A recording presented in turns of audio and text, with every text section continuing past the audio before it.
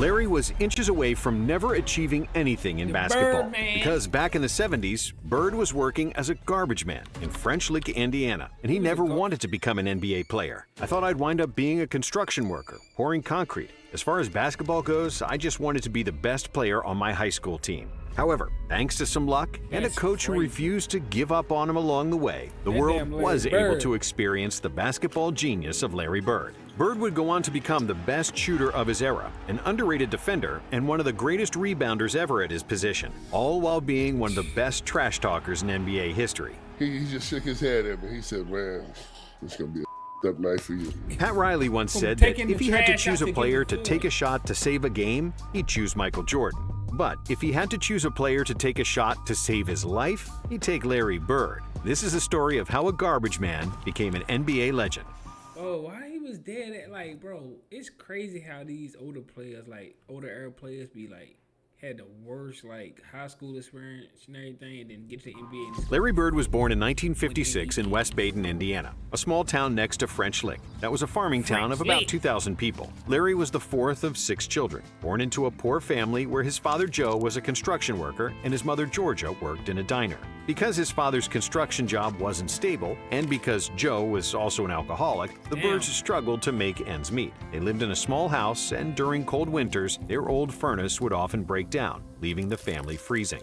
Due to financial difficulties, Larry would often be sent to live with his grandmother in French Lick, and being poor weighed on Larry a lot, and he always said that poverty was his biggest motivator in life. As growing up, you don't realize that you don't have anything because you never had it in the first place. You know, making some money and looking back, I remember all of it, and I don't want to be like that again. But his saving grace was playing sports. Sports was a big part of our lives every day. There was never a day we didn't do something, whether it was baseball, basketball, or football. His older brothers were pretty good basketball players, and they were the reason that Larry picked up the sport, and for his competitiveness on the court. Younger brothers often make the best ball players. Children who grow up chasing older siblings play up, and it's an advantage when they start playing against kids their own age. Larry was about 13 years old, 6 feet and 130 pounds when his father promised him $20. He was 13 already, 6 feet. I was about 6 feet when I was 13. But that's if he made the freshman team in high school. Back then, $20 to Larry was probably what $1 million is to him now, maybe even more. So he kept practicing really hard. And to his amazement, Larry realized he loved playing ball more than anything else in the world. I played when I was cold and my body was aching and I was so tired. I don't know why, I just kept playing and playing. I guess I always wanted to make the most out of it.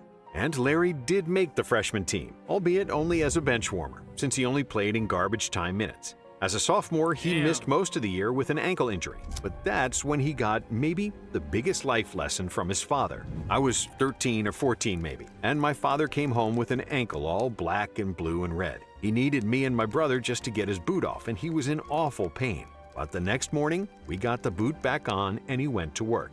That really made an impression on me. We don't know if he broke it or he just hurt it, but couldn't get his boot on. We had to help him get his boot on and go to work. So to me, it'd been very easy to just say heck with it, but he had to go. Some 20 years later, many fans marveled at Larry's ability to play through all types of injuries, and it all stemmed from seeing his father going to work, despite being barely able to walk. And while he was nursing his own ankle injury, still on crutches, Larry was shooting in the driveway every day, hitting 200 shots before school. Once his foot healed toward the end of his sophomore year, the coach unexpectedly put him in the game, and that's when all his practice paid off. Well, my confidence came from me shooting basketball by myself for hours upon hours. I mean, it's not, I didn't pick up a ball on a Saturday and decide I was going to score 40 a game. I mean, that preparation came way before that. With a minute left in the game, Larry made the game-winning free throws, and for the first time ever, his name made the local paper. It was after that game that Bird started listening and applying everything his coach explained about basketball fundamentals, and Larry began practicing these skills to the point of obsession. When he returned for his junior season, Bird grew to 6'3", with refined dribbling skills and a knack for passing. Larry knew that senior teammate Steve Land would handle the scoring, and that he'd help his team the most by being a passer, falling in love with the feeling he received any time he made a pass that led to a bucket. But his coach realized that Bird was only trying to dish the ball, and threatened to glue him to the bench if he didn't start shooting. And Larry listened to him, becoming the second leading scorer on the team, averaging 16 points and 9 assists per game. Okay. At that point, Bird was a good high school player, but not a great one, as his junior season was the first year he played consistent minutes of organized basketball. So nobody could even imagine what would happen in Larry's senior year, when Bird transformed from a solid player to an absolute monster. A big part of that was his physical growth, because over the summer, Larry sprouted 4 inches, and at 6'7", he was now the tallest guy on the team, but also the best shooter, passer, and ball handler. Bird had also started weightlifting, and he came into his senior season at 185 pounds, 40 pounds up from his junior season. And in his first game of the season, Larry dominated with 27 points, 21 rebounds, and 7 assists. In the third game of the season, he broke the school's single-game scoring record, knocking down 43 points in a loss. But after the game, Larry had an epiphany, realizing he could score anytime he wanted to. Later that year, Larry dropped 55 points with 24 rebounds and 5 assists against Corrigan. And in his last home game of the regular season, Bird collected 54 points, 38 rebounds, and 8 assists. And this was all without a three-point shot. For the season, Larry averaged 31 points, 21 rebounds, and 4 assists. Bro, how did he average 21 rebounds, bro? The fuck? Per game, after which he accepted a scholarship to play for the famous Indiana Hoosiers and the great Bobby Knight. However, after just 4 weeks at Indiana University, Bird was miserable. He didn't have any money, he missed his family, and felt alienated and overwhelmed by big crowds. Financially, I couldn't stay. Okay. Reg, I just couldn't do it.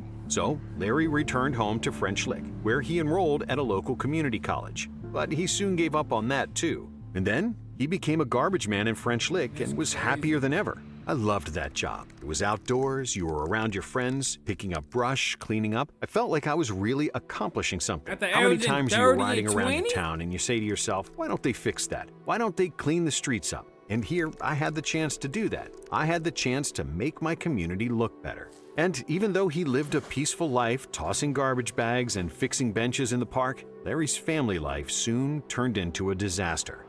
In 1975, when Bird was only 18 years old, his father committed suicide, and Larry was devastated. He chose the way he wanted to die, and he did it. And it's just unfortunately that some people have problems like that. But, you know, I wish he was here, but he's not. So I had to go on with my life and try to make the most of my life, just like the rest of my family has. And that's the way we dealt with it. Joe Bird was divorced from Larry's mother at that point, with his PTSD and alcoholism as the main reason for their separation. Alimony payments and debts to creditors were mounting, and it was getting harder for Joe to find work. So he came to the conclusion that his Damn, bro. I didn't know that.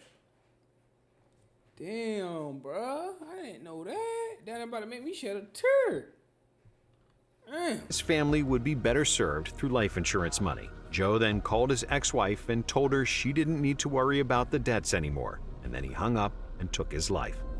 Growing up, Larry was best friends with his father. The two spent a lot of time together, and his death affected Larry deeply. Although he felt betrayed by his father's act, Larry once again respected his father's sacrifice for his loved ones, and that's the same attitude he always brought to the basketball court. During that period when he worked as a garbage man, Larry got married to a girl he'd known for years. But that marriage turned out to be a catastrophe. And just when they got divorced, he found out that his now ex-wife was pregnant, and she prohibited Larry from having anything to do with the baby. Damn. So, between 1975 and 1976, a still teenage Larry Bird quit 2 colleges, lost his dad, and suffered through a messy divorce. Hold on. What year did he get married, though? He got married and had a kid all in the same year? Hold on. Y'all let me know in the comments, is this true? Like, y'all Larry Bird, like, you know what I'm saying, legends in the comments, y'all fans, let me know in the comments, is this true? Because, bro, what? Who knows how his Larry life would have was turned a out baby. if he hadn't been recruited by Bill Hodges, then the assistant coach at Indiana State University. The young coach knew how good Bird was, and the two of them formed a relationship through Hodges' attempt to get Larry to play ball again. However, Larry was reluctant due to his failure at Indiana University, his job as a garbage man, and his complicated family situation. But Hodges was relentless, and one day he went to see Bird at his mother's house. Larry kept talking about a buddy of his who could really play ball, but nobody knew about him because he never went to college. To which Hodges replied, "Yeah, Larry, they're going to say that about you someday."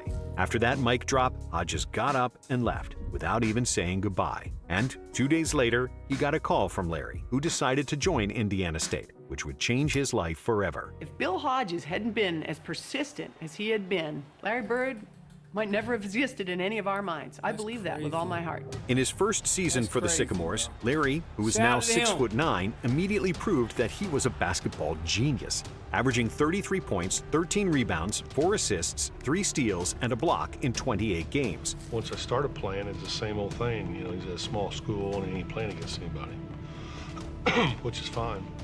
Still dominated. During his second Which is fine. Still dominated. That nigga Bird is cold-blooded. season at Indiana State, Bird averaged 30, 11, and 4, That's and was crazy. voted a consensus first-team All-American. Larry intended to return to Indiana State for his senior season, and the NBA rules at the time stated that players must spend 4 years in college to be eligible for the NBA draft. So in 1978, Ew. nobody in the NBA was thinking about Larry Bird, except for Red Auerbach, the general manager Red of the Boston Auerbach. Celtics. Auerbach didn't think that he could find a superstar in the 1978 draft, and he believed that Bird was going to be the first pick in '79, and that the Celtics wouldn't be able to get him then. However, because Bird enrolled at Indiana in 1974, but dropped out only a few weeks into his first semester, by technicality, he was eligible to get drafted. Still, drafting him was very risky, because Larry could re-enter the draft after his senior season, but Auerbach was willing to gamble, and with the 6th pick in the 1978 draft, the Celtics picked Bird, which was a shock to the rest of the NBA. I just think that Red took a gamble because he had the 6th and the 8th pick that year. He wanted me. And why did he wait to the 8th pick? You know, why did he take me the 6th pick? But what happened in the 1979 NCAA season was maybe even more shocking. Yeah, it's Bird led the crazy where I Sycamores to heard an that. undefeated He season knew and made it something. all the way to the national championship against Michigan State and their star point guard, Magic Johnson.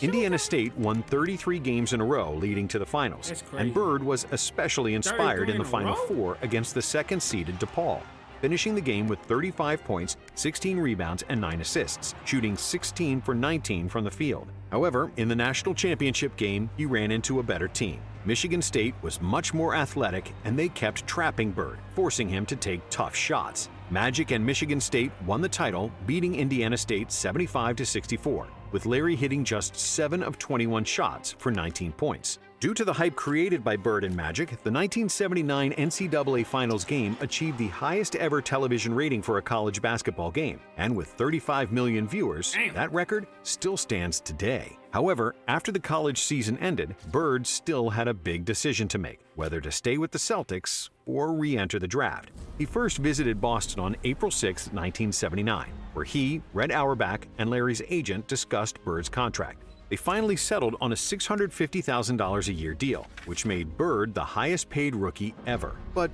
Bird felt no Damn. pressure. If I fail, I fail. I failed classes before, I know the feeling. And when the season started, Larry did the furthest thing from failing. The Celtics went from a 29-53 record in 1979 to 61-21 in 61 the 1980, and next the year? best record in the NBA.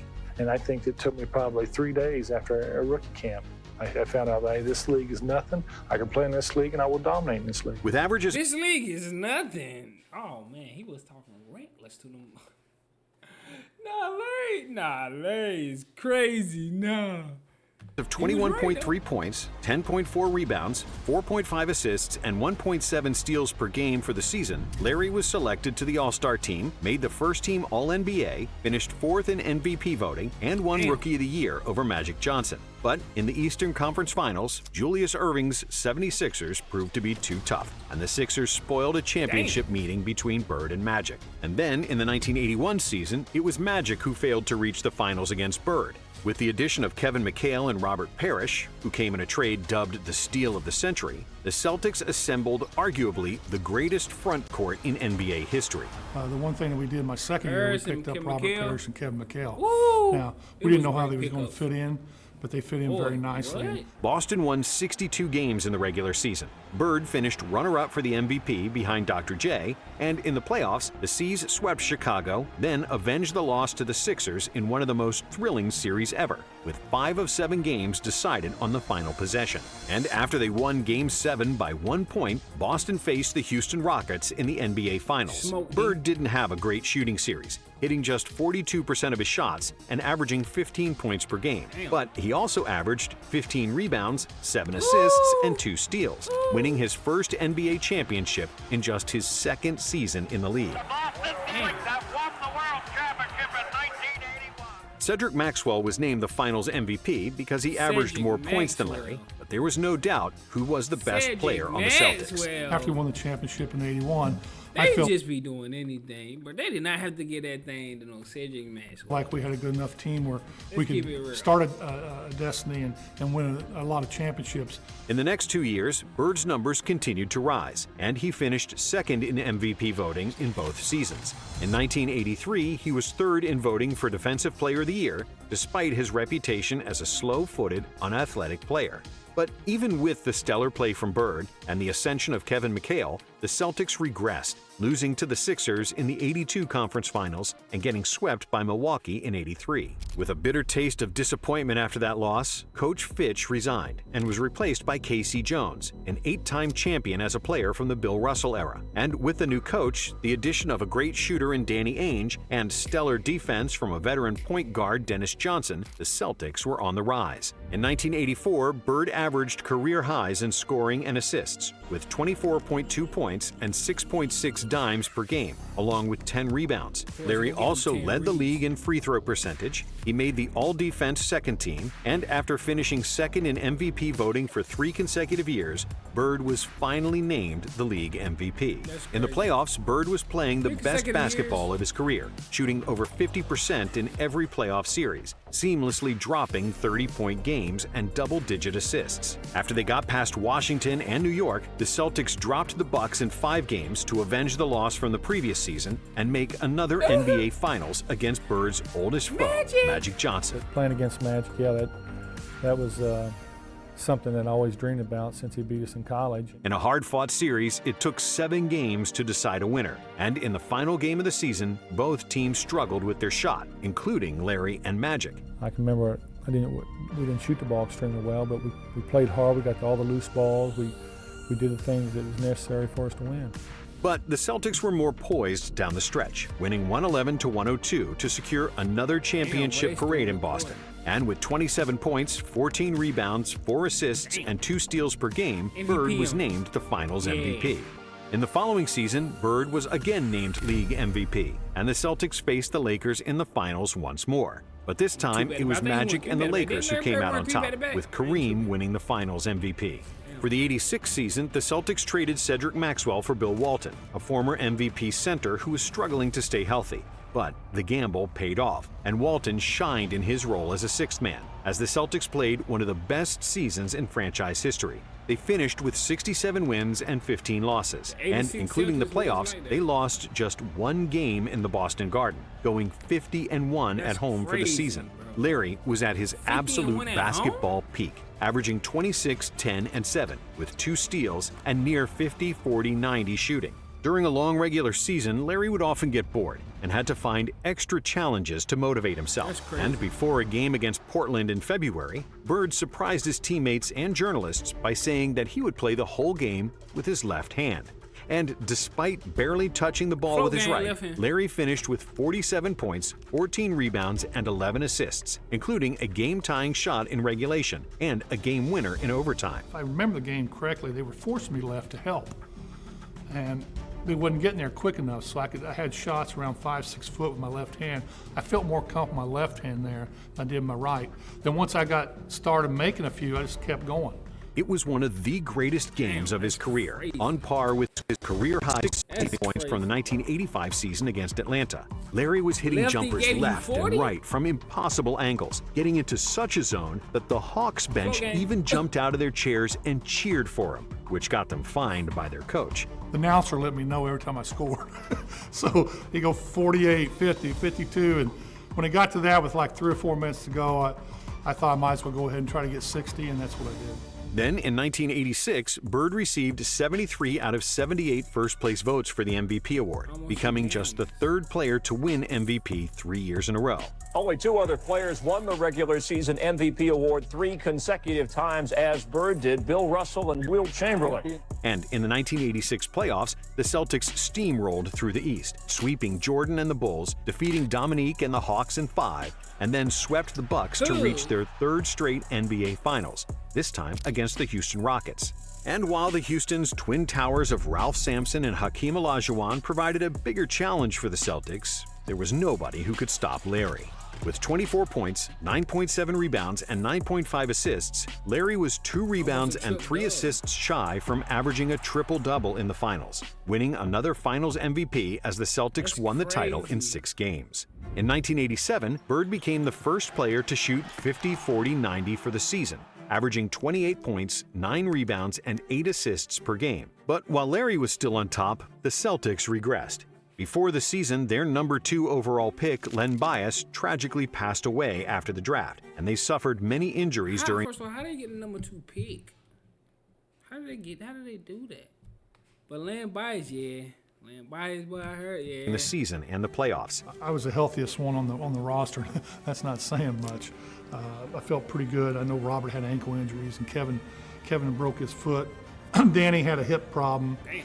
And just to get to the finals, it made us feel good. Still, they had Larry, who pushed the C's to their 4th consecutive finals after one of the most legendary moments of his career, when he stole the ball from Isaiah Thomas in Game 5 of the Eastern Finals. And it was like in slow motion. It was like the ball like goes up in the air. I didn't even see him. Now there's a steal by Bird.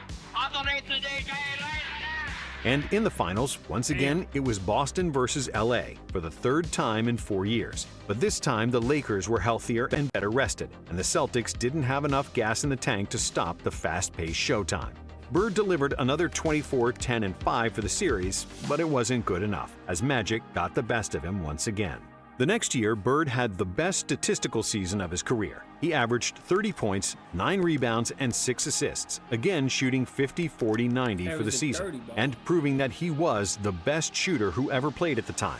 Unfortunately for Larry and the Celtics, they lost in the conference finals against Detroit, and the 1988 season proved to be the last hurrah for the Celtics' big 3 of Bird, McHale, and Parrish in terms of contending for a title. Bird missed almost the entire 1989 season due to a persisting back injury and multiple surgeries to remove bone spurs from his ankles. He originally injured his back in the 85 offseason after deciding to build the driveway of his mother's home himself. Larry decides to do it himself. This is Larry Bird, the superstar, out there breaking his back, literally shoveling gravel. He spent all day shoveling gravel and ended up hurting his back and causing his spine to get misaligned.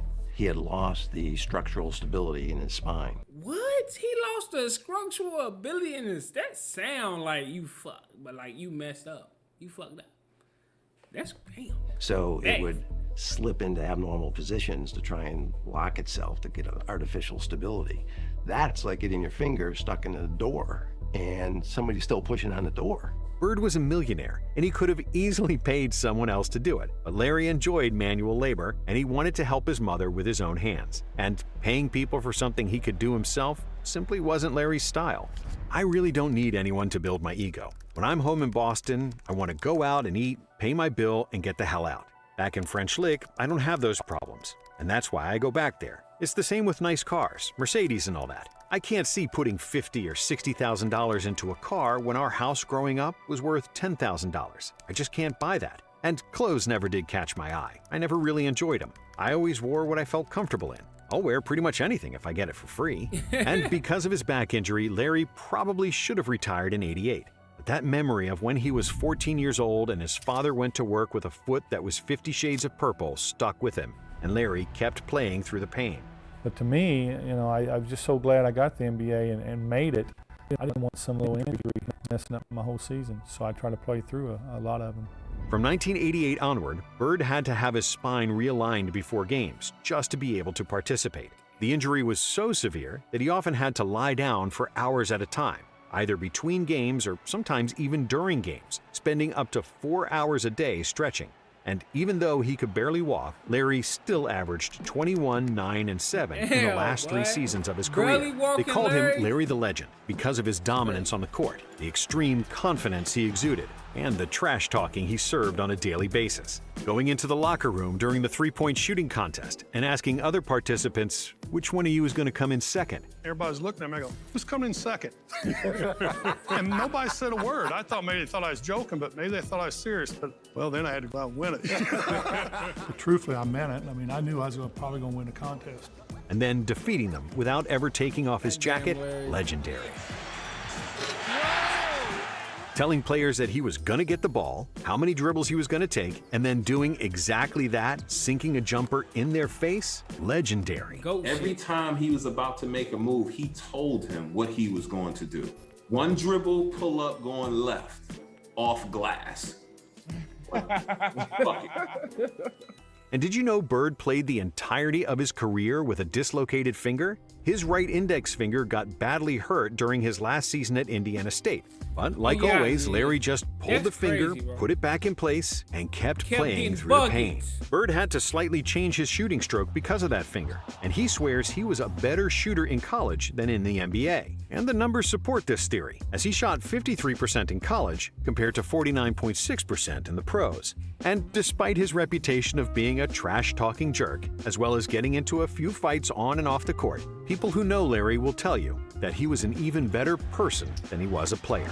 When the Celtics won the title in 1984, Bird approached Red Auerbach and said, "I'd like to buy a championship ring for Walter, an old equipment manager and sometime trainer who died in 1985. No other player ever thought of that," Auerbach said. And in a 1985 game against the Utah Jazz, when he was just one steal away from recording a quadruple-double, something that only Nate Thurmond had achieved up to that point, Larry instead chose to stay on the bench, saying that he already did enough damage. Nah, Larry, you should have went and got that, Larry. Getting a quadruple-double meant nothing to me.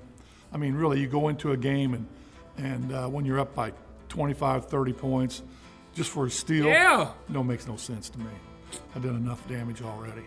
And that's the perfect example of the duality of Larry Bird. On one hand, he was an uber-confident SOB that would destroy your soul on the court, but he was also a modest country boy who used to pick up garbage in French Lick. And then you got a statue outside of Boston Garden, bro. You know how great you gotta be to have a statue outside of that place, bro?